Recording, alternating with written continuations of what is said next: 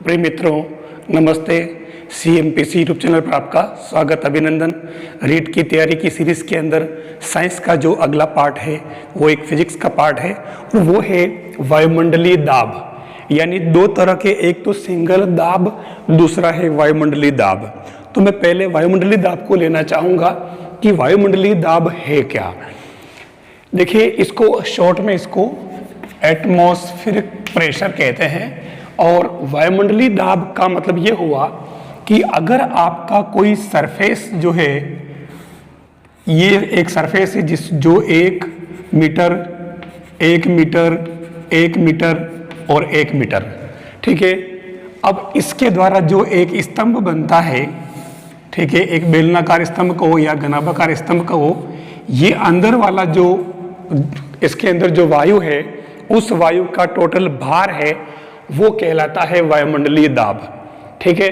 मतलब इकाई, क्लियर लिखा है, वायु दाब यानी कि इकाई क्षेत्रफल के वायु स्तंभ का भार ही वायुमंडलीय दाब है। कोई जरूरी नहीं कि ये नीचे स्क्वायर में हो, ये उसमें सर्कल के अंदर भी हो सकता है, लेकिन जो सरफेस है उस सरफेस का जो एरिया है वो इकाई क्षेत्रफल होना चाहिए, इकाई वर्ग मीटर या इकाई सेंटीमीटर स्क्वायर कुछ भी होना चाहिए, ऊपर वो भले कितना भी हो, तो वो कहलाता है वायुमंडलीय दाब, ठीक है। इकाई क्षेत्रफल के वायु स्तंभ का भार ही वायुमंडलीय दाब कहलाता है। अब इसी पर क्वेश्चन वो घुमा फिरा करके भी डाल सकता है। कॉन्सेप्ट हमारा ये रहेगा कि ये जो है हमेशा नीचे वाला पोर्शन ये कितना, 1 मीटर स्क्वायर है क्षेत्रफल। फिर दूसरी बात आती है, हमारे शरीर का जो आंतरिक दाब है वो वायुमंडल के दाब के बराबर होता है। कब? जब हम सामान्य स्थिति में है, जैसे मैं अभी आपके सामने हूं तो यहाँ सामान्य स्थिति में है, तो ये उस कंडीशन में शरीर का जो आंतरिक दाब है वो वायुमंडलीय दाब के बराबर होगा। फिर अगली बात आती है मानक वायुमंडलीय दाब। मानक वायुमंडलीय दाब का मतलब होता है 76 सेंटीमीटर पारे के स्तंभ का दाब। क्योंकि ध्यान रखना, समुद्र तल के बेस पर लिया जाता है मानक वायुमंडलीय दाब, तो समुद्र तल से तल पर 76 सेमी पारे के स्तंभ का जो दाब होगा वो हमारे मानक वायुमंडलीय दाब होता है। ये पारा, ध्यान रखना, पारे को, मरकरी को बेस लिया जाता है। और दूसरा अगर लें कि 1.03 इंटू 10⁵ न्यूटन मीटर स्क्वायर, ये इसका मानक वायुमंडलीय दाब का मान होता है। न्यूटन मीटर स्क्वायर को हम बोलते हैं पास्कल, ठीक है ना। 1 न्यूटन मीटर स्क्वायर मतलब 1 newton metre square equal to pascal. ये आपके वायु दाब की इकाई ही है, ध्यान रखना। दाब की इकाई ये भी है और ये भी है। कैसे है मैं भी लेता हूं। एक ध्यान रखना है, प्रति 1000 फुट की ऊंचाई पर वायुदाब में 4% की कमी होती है, हमें ध्यान रखना है। यानी कि जैसे जैसे हम ऊंचाई पर जाएंगे वैसे वैसे वायुदाब कम होता जाएगा। और वायुदाब कम होने का मतलब क्या हुआ कि जैसे जैसे आप ऊंचाई पर जाओगे तो उस समय आपके शरीर का जो वायुदाब है वो बढ़ जाएगा, फिर ये वाली कंडीशन लागू नहीं होगी। तो ऊंचाई के साथ में वायुदाब में कमी होती है, और वायुदाब में कमी होती है तो आपके शरीर का वायुदाब बढ़ जाता है।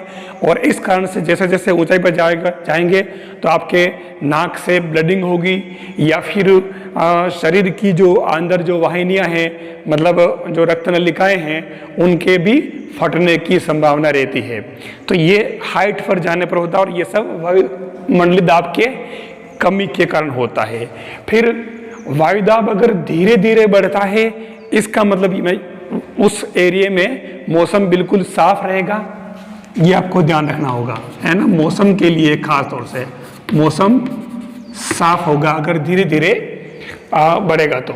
और अचानक अगर वायुदाब कम हो गया, इसका मतलब वहां पर क्या है कि वहां मौसम मतलब कम से अधिक की, और वहां पर हवाएं चलेगी, आंधी तूफान, मतलब वायुदाब कम होते ही वहां पर उस जगह पर आंधी तूफान, चक्रवात, इनकी संभावना बढ़ जाएगी। ये आपको ध्यान रखना होगा, कोई विशेष बात नहीं, बिल्कुल सिंपल बातें हैं। अच्छा, सर्दियों में वायुदाब जो होता है वो सर्वाधिक होता है, ये आपको ध्यान रखना होगा। ये एक इम्पोर्टेंट बात है, सर्दियों में वायुदाब सर्वाधिक होता है, आपको ध्यान रखना होगा। ये तो हुआ वायुदाब के बारे में, ठीक है।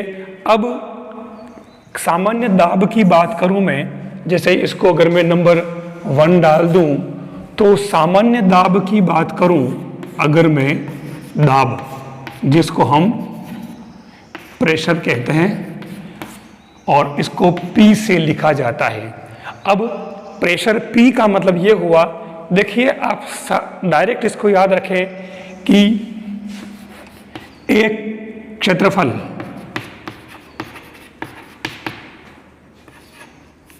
पर बल कितना F, तो इकाई क्षेत्रफल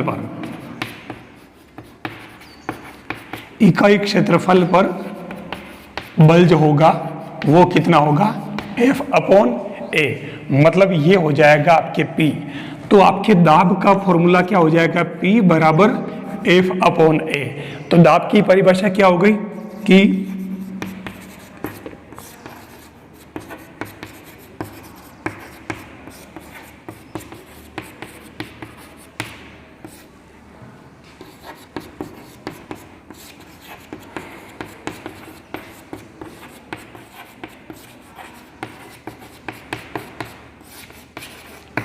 यानी इकाई क्षेत्रफल पर लगने वाला जो बल होता है वो दाब कहलाता है, ठीक है।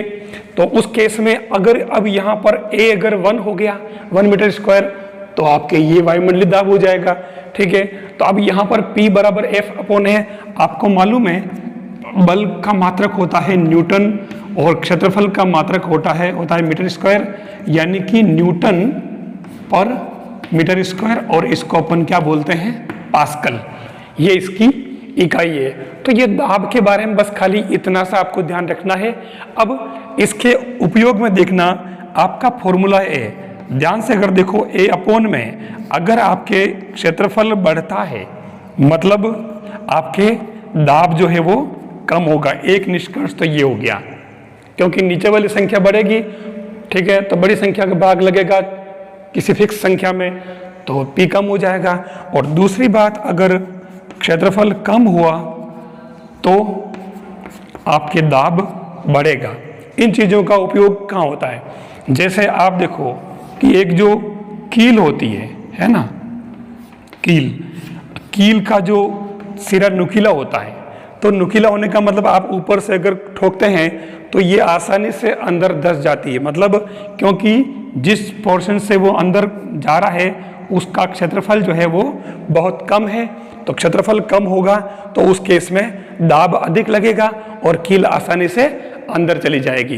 रेगिस्तान के अंदर जो पशु होते हैं जैसे ऊंट वगैरह, तो उनके पैर होते हैं गद्दीदार, ठीक है ना। तो अब ये क्षेत्रफल अधिक होता है, वहाँ पे ज़्यादा होता है, तो पैर अंदर नहीं धंसते, ठीक है ना, क्योंकि दाब उस पर कम लगता है। ऐसे ही जो पानी की टंकियाँ ऊंचाई पर बनाई जाती है, तो वो उससे भी हाइट पर जाएगी, तो उस केस में जैसे जैसे मतलब हाइट पर बढ़े जाएंगे तो दाब बढ़ेगा। ध्यान रखना, ये जो बात मैं कह रहा था कि ऊंचाई के साथ में दाब बढ़ता है।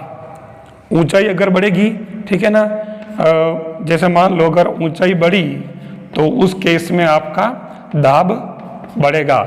जैसे जैसे नहीं, ऊंचाई के साथ में जो है वो दाब आपका, क्योंकि पानी की टंकी जब बनी जाती है वो ऊंचाई पर है, तो उस केस में हाइट अगर ज़्यादा है तो बिल्कुल सही है, ये दाब जो इसका बढ़ेगा, तभी वो आ पाएगा।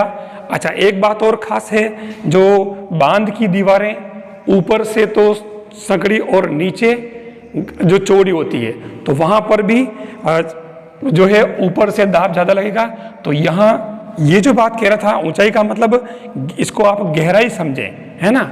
ऊंचाई का मतलब ऊपर तक यहाँ है तो दाब मैंने कहा कि दाब बढ़ता है, दाब बढ़ने का मतलब वो इस पेन दाब तो यहाँ लगेगा जितनी हाइट होगी। तो मैंने इसको जो कहा कि ऊंचाई के साथ दाब बढ़ता है, मतलब ऊंचाई का मतलब यहाँ गहराई समझे। इसका मतलब ये है कि इस पोर्शन पर दाब सबसे अधिक लगता है। 3 पॉइंट ध्यान रखना, ठीक है। इसके अंदर यहाँ तक पानी भरा है तो यहाँ पर और सबसे पेंदे में, तो पेंदे में दाब P सबसे अधिक होगा या ऊपर कम होगा। बांध की दीवारें नीचे से चौड़ी बनाने का जो रीज़न होता है, ठीक है, इस तरीके से, क्योंकि गहराई के साथ आप यूं कह सकते हो कि गहराई के साथ दाब बढ़ता है। आप यूं कह सकते हो गहराई के साथ दाब बढ़ता है, या आप यूं कहोगे ऊंचाई का मतलब यहाँ दाब, क्योंकि दाब यहाँ लगता है ना, मेरा भाव ये था।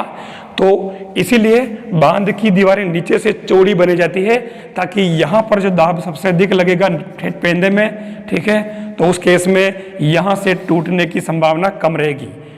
यहाँ ऊपर से संकड़ी दीवार, तो यहाँ पर दाब कम लगता है, गहराई में दाब ज़्यादा लगता है, यानी कि गहराई के साथ दाब बढ़ता है, हम यूं कहेंगे। या ऊंचाई का भाव भी यही था इसके अंदर कि यहाँ जो ऊपर पानी पड़ा है, पानी है यहाँ तक भरा हुआ है, तो इसका अधिकतम दाब कहाँ, ठेठ पेंदे में होगा, नीचे की तरफ। तो ये अपने दाब का जो है मीटर था मेन, और वायुमंडलीय दाब का पोर्शन था। इन दोनों में आपको बस खाली इतना पढ़ लेना है, इससे आपका ये काम कंप्लीट हो जाएगा।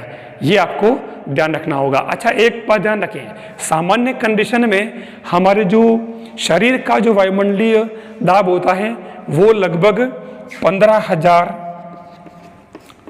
किलोग्राम बार बल के बराबर होता है। ये भी आपको ध्यान रखना होगा। तो ये दाब और वायुमंडलीय दाब वाला जो पोर्शन था, इसमें से जो क्वेश्चन बनने की संभावना है इस थ्योरी से बाहर नहीं जाएगा, ये आपको ध्यान रखना होगा। अगला टॉपिक है बल और गति। देखिए, बल और गति यूं तो काफी विस्तृत टॉपिक है, पर इसके अंदर जो जरूरी बातें हैं मैं वो ले लेता हूं। जैसे पहला है विस्थापन। इसके अंदर जो जरूरी बातें आती है, विस्थापन यानी कि एक ये सदिश राशि है, ध्यान रखना आपको, जिसको मापने के लिए परिमाण और दिशा दोनों की जरूरत पड़ती है, जबकि दूरी जो है एक अदिश राशि है। तो मैं इसी को कहूंगा कि दूसरी जो बात आती है वो है वेग, ठीक है, जिसको v से लिखा जाता है, तो वेलोसिटी है ना। तो ये होता है विस्थापन में परिवर्तन की दर को वेग कहते हैं, और इसका जो मात्रक है वो मीटर प्रति सेकेंड है, ये ध्यान रखना। फिर तीसरी बात आती है जो जरूरत पड़ रही है आपकी, वो ले रहा हूं मैं, त्वरण, जिसको स्मॉल a से लिखते हैं, बहुत सारी बुक में स्मॉल f से भी लिखते हैं। तो त्वरण यानी कि सीधी बात वेग में परिवर्तन की दर को कहते हैं, और इसका जो मात्रक होता है मीटर पर सेकंड स्क्वायर होता है, ध्यान रखना। क्योंकि वैसे इसको ज़्यादा हायर मैथ्स में भी कर सकते हैं, लेकिन अपने को उससे काम नहीं है, आप तो डायरेक्ट इसको वेग में परिवर्तन की दर को वेग ये कहते हैं। तो मतलब सूत्र क्या हो गया इसका सूत्र क्या हो जाएगा, दूरी या विस्थापन है ना बटा समय हो जाएगा, जिसकी जरूरत पड़ेगी, ध्यान रखना आपको। फिर त्वरण में यहाँ पर क्या हो जाएगा, वेग बटा समय हो जाएगा इसका सूत्र, ठीक है। तभी तब मीटर बटा सेकंड स्क्वायर आ रहा है, जो सेकंड स्क्वायर दोबारा आ रहा है इसके अंदर, ये इसके अंदर आ रहा है बल और गति के लिए। अब इसके अंदर जो चौथी बात है वो है गति के नियम। पहली बात तो जो गति के नियम है वो नियम क्या है। पहला नियम जो है आपको पता ही है, स्थिर अवस्था में जड़त्व का नियम और गतिशील अवस्था में जड़त्व का नियम। स्थिर और गतिशील अवस्था में जड़त्व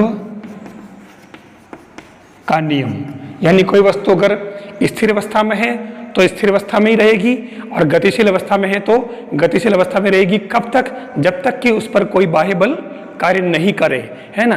जब तक कि उस पर कोई बाह्य बल कार्य नहीं करे तब तक वह अगर वस्तु स्थिर अवस्था में है तो स्थिर रहेगी, और गतिशील अवस्था में है तो गतिशील ही रहेगी।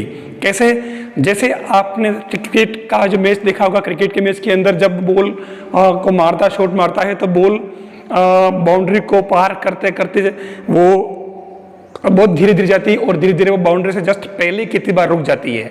अब वहां कौन सा बल काम कर रहा, वहां हवा का और पृथ्वी का घर्षण बल काम कर रहा है जो उसको रोक रहा, इसीलिए वो बल बाउंड्री से पहले ही उसकी जो गति है धीमी होते होते वह रुक जाती है बॉल। तो यहाँ पर घर्षण बल काम करता है, यानी कोई न कोई बल काम कर रहा था। अगर ये हवा का या सतह का घर्षण बल नहीं होता तो वो बॉल जिस वेग से जहाँ से बेट से आई थी वो उसी वेग से चलती रहती थी।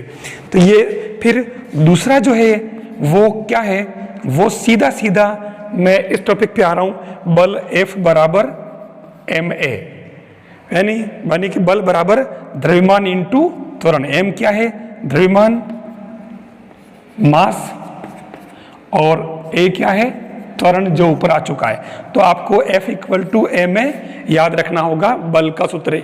यही आपका द्वितीय नियम में ध्यान रखना। इसको लिखा जाता है, लिखने का तरीका यह है, संवेग में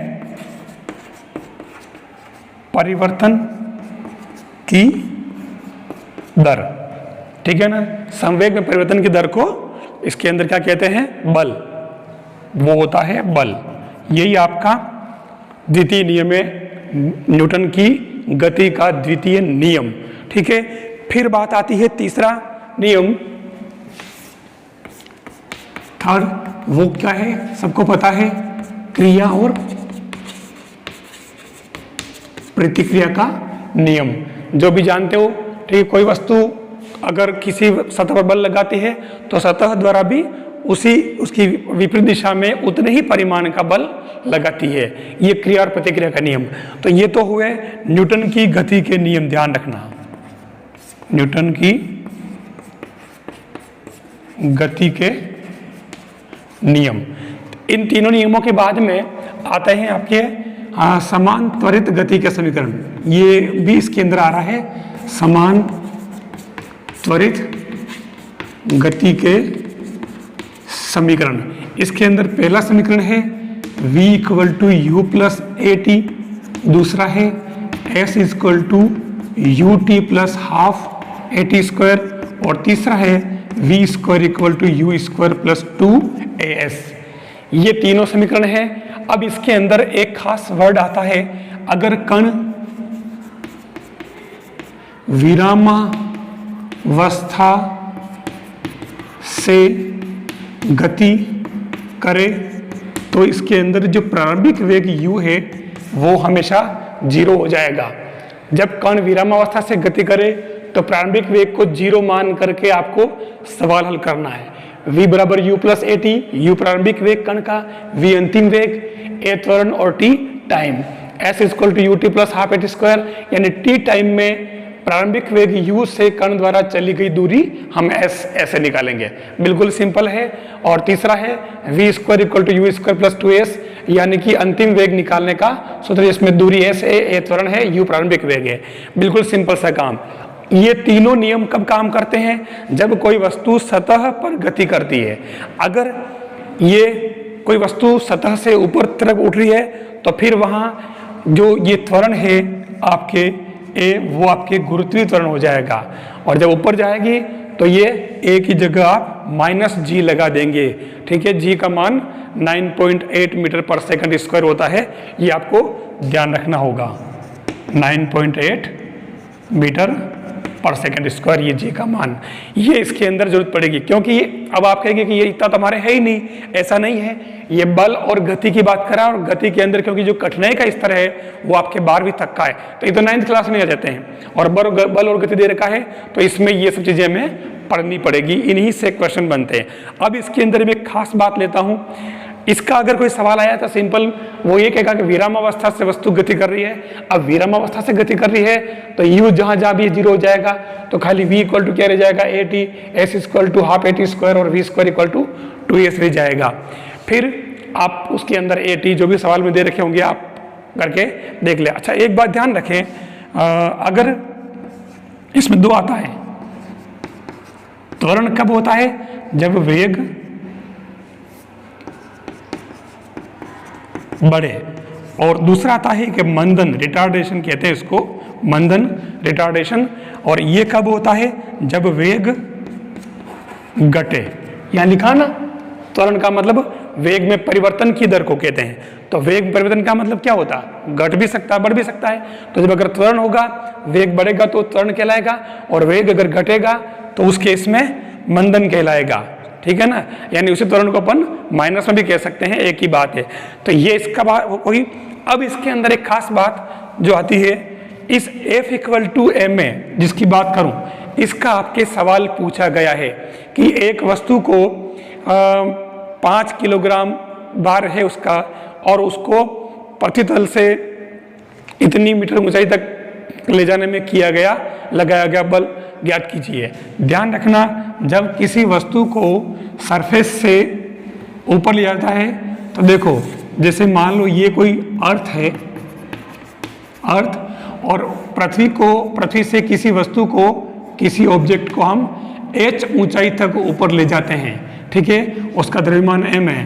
तो उसमें यहाँ से यहाँ तक ले जाने में किया गया जो कार्य होता है वो आपके स्थितिज ऊर्जा होती है, और उसको mgh कहते हैं। ठीक है, अब ये आया कहाँ से, क्योंकि कार्य का जो सूत्र होता है वो W बराबर बल इंटू विस्थापन, वैसे ये F.d होता है, लेकिन अपन अधिकतम कार्य की बात करते हैं तब मैंने इसको बल इंटू विस्थापन लिख दिया। तो बल कितना होता है आपके, F = ma, और a आपके क्या हो जाएगा g, और d आपके h ऊंचाई है, इसलिए ये mgh। ठीक है, लेकिन आपके इसका नहीं पूछा जाएगा, आपके खाली इसका सवाल पूछा जाएगा mg, और इसका हर रीट के अंदर पूछा हुआ है। द्रव्यमान दे रखा है, g का मान आपको रखना है, और आपको बल F का मान निकालना है। वो किस में आएगा, न्यूटन में आएगा, ध्यान रखना।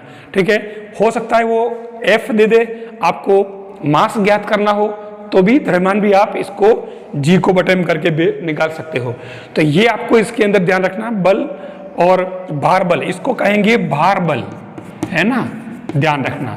क्योंकि वस्तु को आपको किसी h ऊंचाई पर ऊपर तक ले जा रहे हो, है ना, तो उस केस में जो बल लगाया जाएगा वो कितना होगा, mg। और जो कार्य ये लिखा मैंने, देखो बल F की जगह mg, है ना। और फिर अगर वो कहता है कि कितना कार्य करना पड़ेगा, तो उस केस में आपकी कार्य वो विस्थापन से गुणा कर दो, यानी कि h से।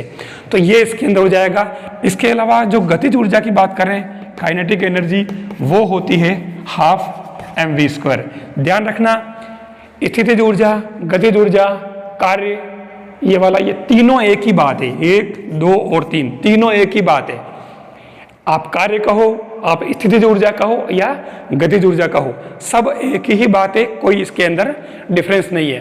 तो ये आपके इसके अंदर जो बल और गति वाला मामला है, आपको इनको इस तरीके से कर लेना चाहिए। न्यूटन की गति के नियम अलग है और समीकरण अलग है, आपको ध्यान देना होगा। गति के नियम भी 3 हैं, 1, 2, 3, और समीकरण भी 3 है। इनको क्या कहा जाता है, समान त्वरित गति के समीकरण, जबकि ये नियम है। तो आपको बल और गति के अंदर इसका लेना है। इसके अलावा इसके अंदर कुछ जो बलों के, जो संपर्क बल, असंपर्क बल है ना, तो ऐसे बहुत सारे, तो वो बिल्कुल सिंपल है, आप कर सकते हो। जैसे पेशी बल है तो किसी वस्तु को उठाया गया तो ये पेशी बल हुआ, कोई घर्षण बल है, ये सब कॉमन चीजें हैं, इसमें आपको कोई ज्यादा कुछ नहीं है, सिंपल आप पढ़ोगे तो पता चल जाएगा। ये एक फिजिक्स का बेसिक पार्ट था, इसलिए मैंने इसको लिया, ताकि इससे जो क्वेश्चन बनेगा बल और गति से, वो आप इजी वे में कर सको। ये इसके अंदर खास तौर से इसके अंदर मेन बात है बल और गति। तो बल के लिए आपको F बराबर ma, और जब ये कब काम लेना, जब किसी वस्तु को सतह पर कहीं सरका के दूर ले जाना है, वहां F = ma लगेगा। और अगर वस्तु को सतह से ऊपर उठाना है गुरुत्वाकर्षण के अधीन विपरीत दिशा में, तो उस केस में आपके F = mg लगाना। आपके सवाल इसी का पूछा गया है, इसलिए आपको F = mg को ध्यान रखना होगा। या तो m दे रखा होगा, F निकालना होगा, और F दे रखा होगा तो m निकालना होगा।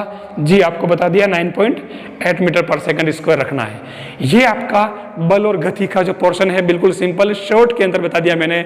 आप इसको ठीक ढंग से स्टडी कर लें, बिल्कुल सिंपल है, बिल्कुल ईजी पार्ट है, आप इसको आराम से कर सकते हो। थैंक्स।